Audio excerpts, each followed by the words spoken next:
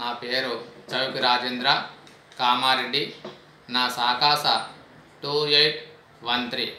అంశము మహాభారతం ఇతిహాస కావ్యం. పద్యం సీసమాలిక.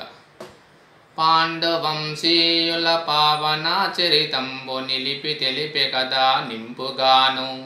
భారత కథలలో బంధాల ప్రేమలో ఓలలాడుచునుండు ఒప్పుగాను.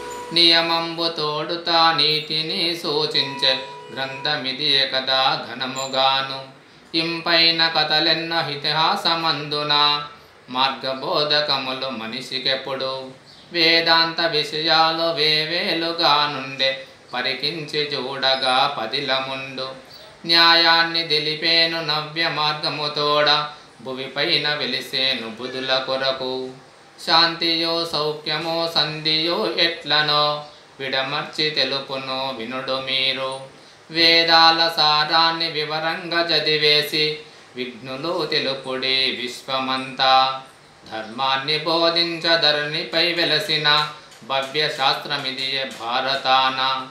రాజనీతి ఉన్నట్టి రమణీయ గ్రంథాన్ని వసుధలో నిలిపేను వ్యాసమౌని. ఆట వెలది. పాండుపుత్రులంత పావనామూర్తులే, పాండవులకు లేదు పాడు బుద్ధి. దైవ బలముతోడ ధరణిలో మేటిగా వంశకీర్తి నిలిపే వసుధలోన. వంశకీర్తి నిలిపే వసుధలోన.